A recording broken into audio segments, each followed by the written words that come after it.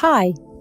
When the famous physicist and astronomer Galileo first championed the idea that the Earth revolved around the Sun back in the 1500s, he was called a raging lunatic and convicted of heresy by the Church. He was then sentenced to life imprisonment and died under house arrest around 9 years later. But if a 10-year-old tells his science teacher that same fact today, nobody even bats an eyelash. So what's changed? Lots of things. The world has evolved, new technologies have been developed that help us more accurately understand astronomy, for example. So poor old Galileo was not insane, he was simply before his time.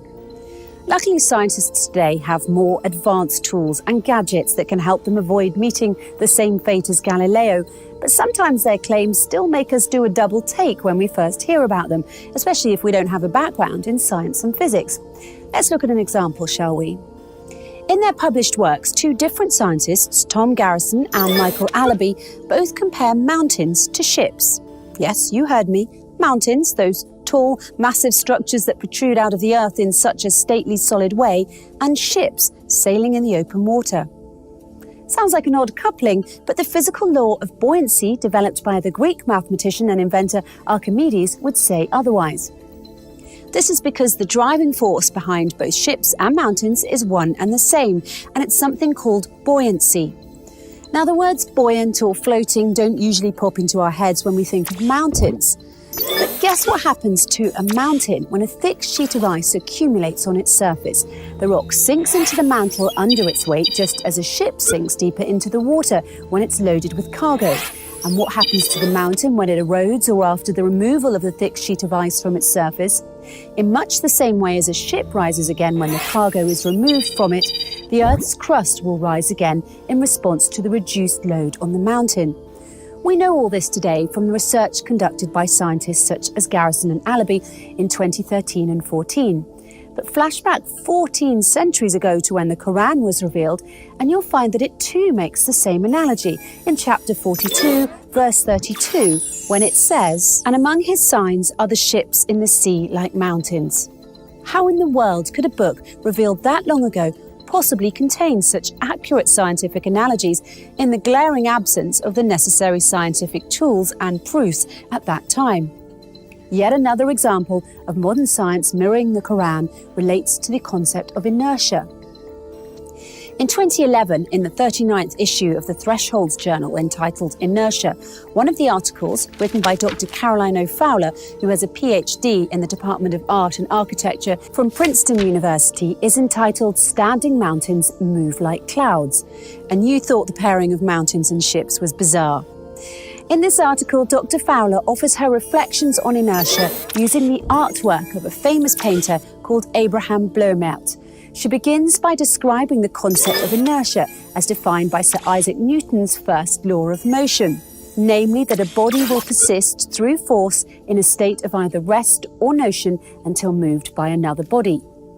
She then goes on to shower her praises on the painter for his ability to express this rather abstract concept of inertia with only the stroke of his paintbrush in a single picture. In her conclusion, Dr. Fowler further draws attention to the fact that Bloemaert moved towards an understanding of movement, which is not about setting things into motion through a violent force, but instead suggests the notion that the world may already be in movement.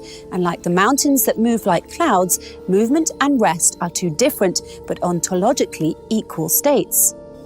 It is impressive when art is able to depict scientific notions in a straightforward way.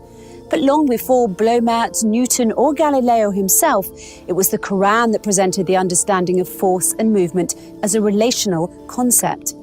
In chapter 22, verse 88 of the Quran, it reads, "And you see the mountains and think them solid, but they move like clouds. It is God's technique which has established everything perfectly." Centuries ago, God told us that He created the world following the laws of inertia. It is science that is just now catching up. So who says science and religion have to be at odds? In the Quran, science and religion are twin sisters, and I don't mean the type of twins that keep saying they're identical when everyone really knows they're fraternal. The Quran contains many passages that were not understood by scientists, let alone regular people, until recently, and some that science still has not fully deciphered. But this should come as no surprise. In fact, the Quran itself tells us that this will happen when it says, "And these similes we put forward for mankind, but none will understand them except those who have knowledge." Let's look at that word a little closer now, simile. It's very fitting that the Quran should use that word, seeing as how the book itself often uses similes and analogies to help explain things that might otherwise seem abstract or unrelated to us. But what's even more astonishing then, that is modern scientists have used some of the exact same analogies that were first written in the Quran over 1400 years ago. Of course, until scientists studied any of this, no one thought to relate mountains and ships or mountains and clouds in this unusual way. And even now, the analogy of mountains being like ships in the sea and like moving clouds is one that will most likely be lost on many people. Try it for yourself if you like. Try telling a police officer that mountains move like clouds and watch what his reaction will be. But be careful, because if you persist in saying it, he might just consider you drunk and arrest you. What can I say? Sometimes the truth hurts. I think Galileo would agree with that, don't you?